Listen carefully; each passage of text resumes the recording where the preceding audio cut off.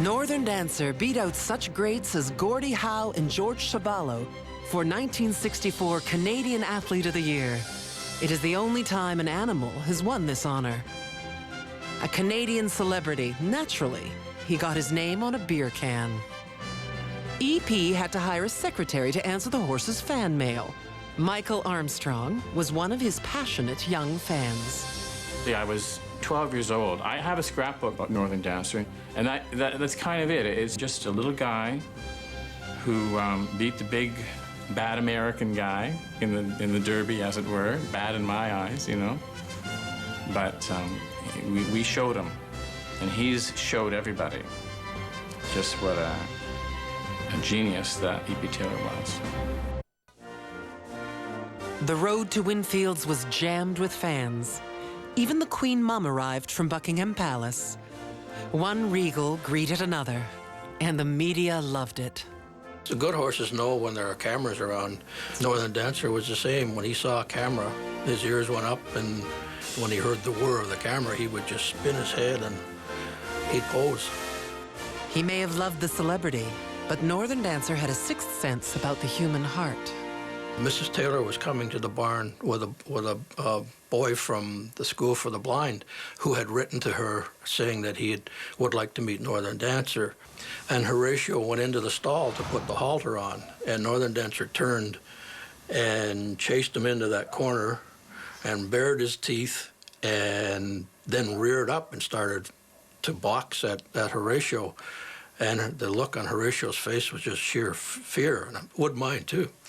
Horatio dove for the door and rolled under the webbing just as Northern Dancer came over top and just missed grabbing him by the rear end. The people who looked after Northern Dancer were very nervous that this child might be hurt or that my mother might be hurt, because Northern Dancer was very unpredictable. But he stayed perfectly still. He always did for my mother. But it was almost as if he knew that, you know, this little boy was there to meet him. And he just stuck his head over the door, over the webbing, and they guided the little boy's hand to his head, and they let him pat him, and Northern Dancer never moved. Never moved a muscle. And the little boy's, the look on his face and just wonderment, just patting this great horse. It was just, it was a great moment. I'll never forget it. And the minute that the little boy and Mrs. Taylor left, he was just stomping on the ground and snorting. But what a transformation. Some horses just seem to be magic. They say that you can see the soul of an animal through its eye. And Northern Dancer had a particularly deep eye. It was as if you could see forever in there. He didn't act like the other horses.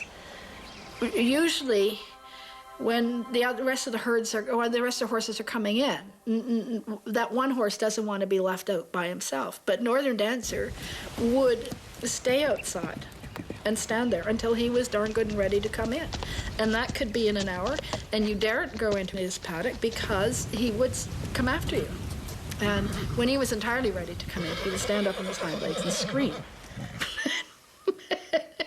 And then he would stop and he would just stand there and say, okay, I'm ready. It's like that distant drummer. They hear that. He heard that. Whatever that is, that says you are the top stallion. You are. And that would mean that he is the strongest. He was the toughest. And in the wild, the strongest and the toughest stallion is the one who breeds. This was one career change Northern Dancer did not fight. His dance card filled up immediately.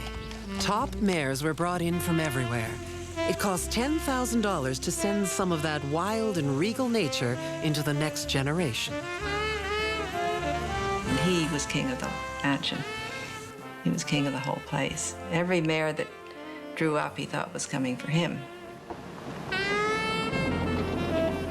The van would come up, and he recognized what was about to happen. The fact that it was going to be someone else's turn, he didn't quite approve of. So he'd carry on and start rearing up. And he'd whack on the bars of his stall, in front of his stall, and we were afraid he was going to get really badly hurt.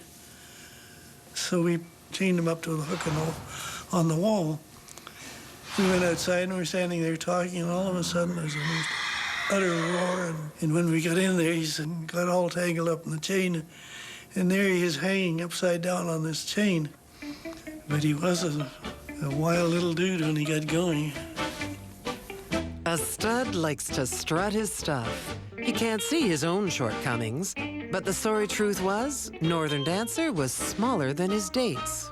They built a little hole in the breeding shed where they would back the mare in, so he was able to mount properly. Otherwise, he couldn't reach the mare. No one could have predicted that Northern Dancer would become the greatest sire of the century. His son Nijinsky was the first British Triple Crown winner in 35 years. The same jockey rode another son, the Minstrel, and won the Irish Derby. In 1984, two of his sons, El Gran Signor and Secreto, battled it out for first and second place at the Epsom Derby. Of that first crop of 21 foals, an incredible 10 were stakes winners. That was only the beginning. You couldn't get to Northern Dancer in his prime. He was the most sought-after stallion in the world. He got better mares because of Nijinsky II, and then from that came champion after champion. And he changed the face of racing not only in Canada with his sons and daughters, but in North America and then around the world. And there are a lot of Kentucky Derby winners who are great racehorses who don't make great stallions. It's lightning in a bottle. Here is the colt by the great sire of champions, Northern Dancer. Northern Dancer's entry into breeding was a turning point in the history of the thoroughbred. Suddenly, people were talking millions for one horse. 3 million fine, here we go. Collectively, his offspring would sell for an estimated $100 million. Not a bad return. At 3 million 5, 3 million 60, one of a 3 million 5 and sold into your buyer. His stud fees soared to $1 million. Northern Dancer sired 146 stakes winners. His influence was felt over the entire planet. He was the patriarch of the modern thoroughbred. Then, when he was 20, a Parisian agency, Horse France, offered $40 million for him. They loved that horse so much, they revered the horse because of the number of champions that he had thrown. They thought Northern Dancer was the greatest. The Taylors did not want to sell, but to savor their dream. They could feel this legend in the making. You said, where will I find Northern Dancer blood? It's everywhere. The big problem is not finding it.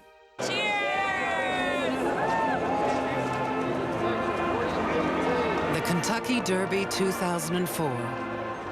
14 of 18 horses in the final race had Northern Dancer's blood.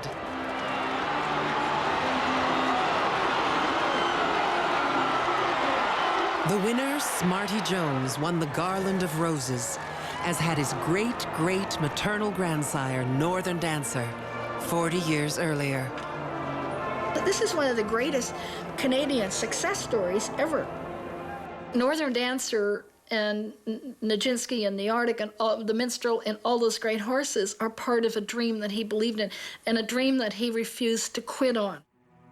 It was alchemy. Each transformed the other, and what happened between them lives on. During the 70s, my father had suffered some strokes, so he didn't know the impact that Northern Dancer had and still has.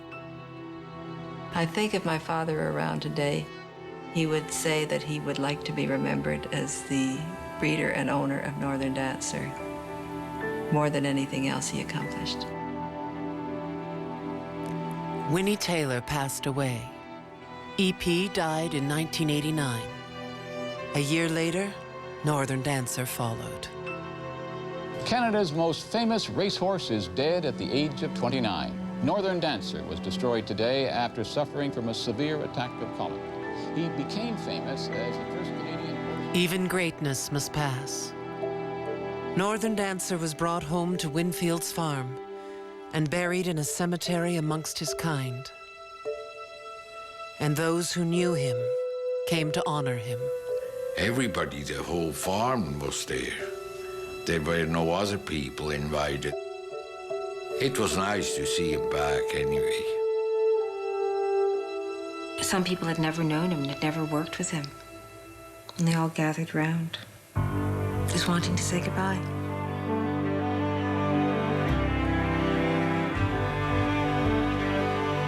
I think what he represented to us was the heroic little guy. Perhaps not everybody's idea of the perfect stride. Big heart, trying his best, never gave up. That's heroic.